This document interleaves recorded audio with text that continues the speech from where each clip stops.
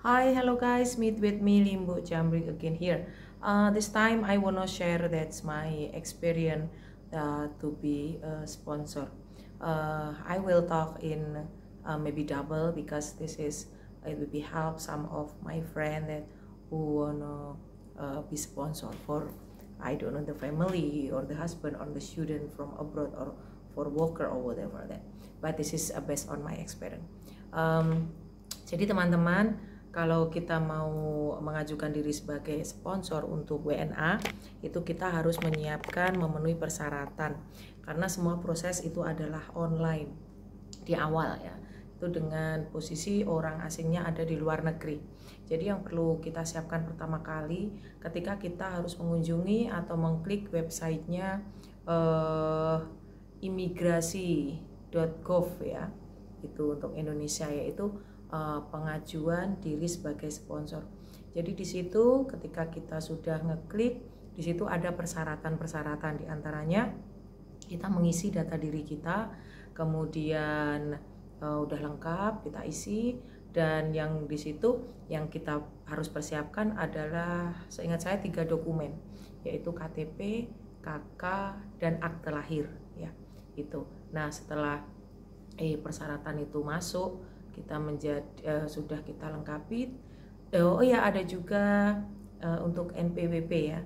Jadi di situ kita harus sebagai wajib pajak, kita harus punya nomor wajib pajak ya untuk NPWP. Itu di antara persyaratannya di situ. Jadi setelah kita isi semuanya clear, kemudian kita klik dan kita kirim gitu ya. Tapi mungkin ada beberapa kendala di sini karena online seperti yang terjadi pada saya. Saya tinggal di daerah, di kampung, sehingga kadang server ataupun sinyal kurang bagus ya.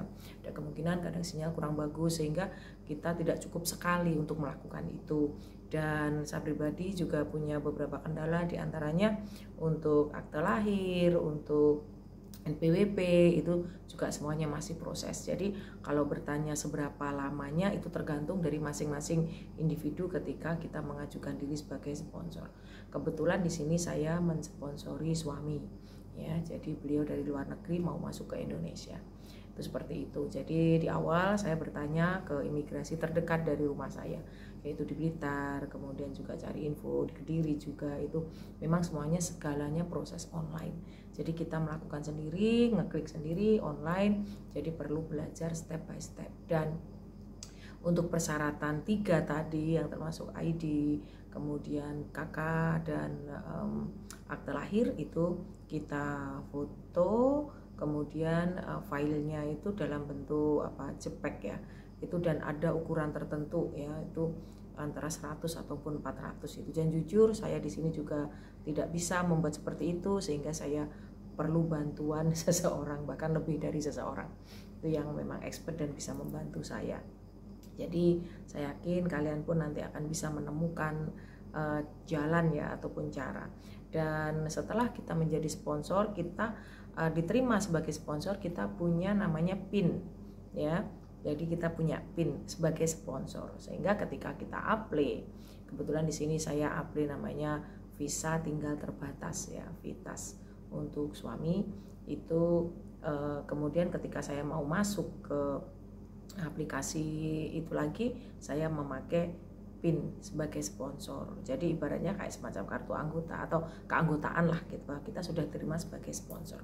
Kemudian ketika kita mengklik untuk pengajuan atau apply VITAS, itu di situ sudah ada formulir yang harus kita isi ya. Di situ step by step termasuk data diri orang asing yang mau kita sponsori. Itu semua di situ ada semuanya.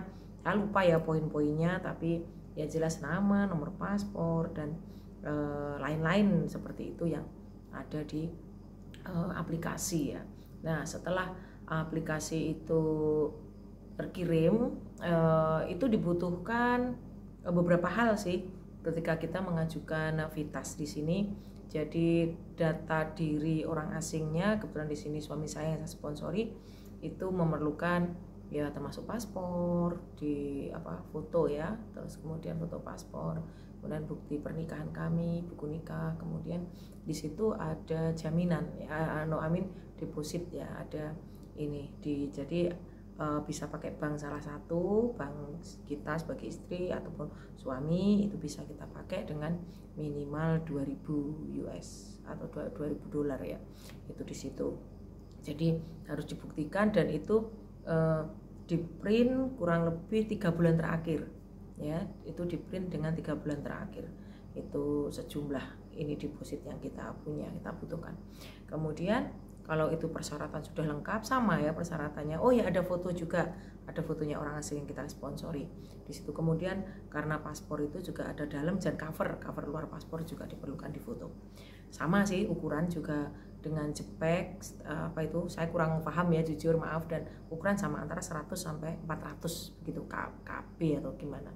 Seperti itu juga, dan alhamdulillah saya dibantu juga dengan seseorang di sini dalam proses pengiriman atau ini.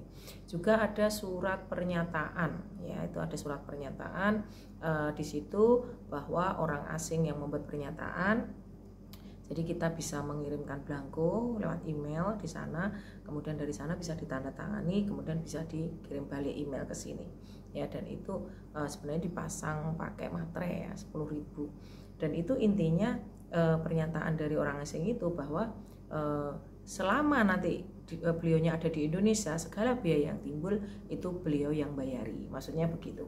Jadi yang menanggung adalah beliau sendiri, itu intinya dari ini. Dan jika itu sudah berhasil ya, jadi step by step yang kedua untuk aplikasi itu sudah berhasil, kita akan dapat pemberitahuan dari email, dan di situ ada bill pembayaran ya, itu teman-teman.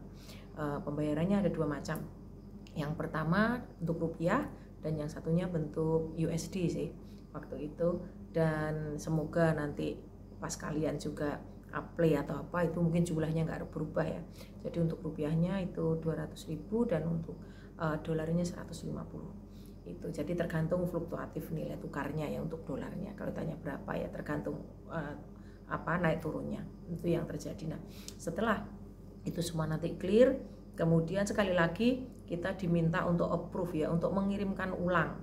Namanya mungkin kalau nggak salah verifikasi ya. Jadi nanti dari email itu ada lagi, kita tunggu dari pengiriman pertama, kedua ada pemberitahuan bahwa untuk klarifikasi ulang ketika itu saya untuk deposit itu diulang lagi. Jadi karena dulu pertama saya ingat saya pengajuan tanggal 12, kemudian dapat email lagi itu tanggal 19 atau 20, akhirnya saya minta print ulang ke bank gitu, karena supaya tanggalnya lebih mudah lagi, maksudnya pas mendekati tanggal itu untuk verifikasi. Itu saja sih yang saya lakukan, dan alhamdulillah sudah berhasil ya untuk Vitasnya.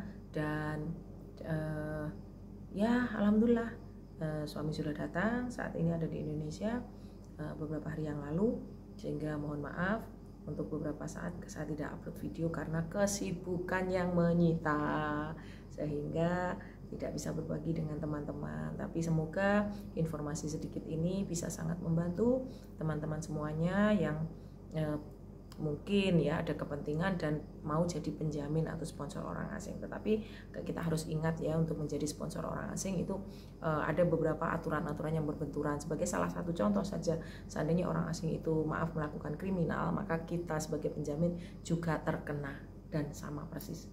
Jadi kita yang kena sanksi, kena denda, kena ya seperti itulah. Makanya juga kita harus benar-benar hati-hati juga, lebih-lebih kalau kita mensponsori orang asing yang mungkin kita belum mengenal sebelumnya ya. Itu mungkin jadi pertimbangan untuk teman-teman dan kita semuanya.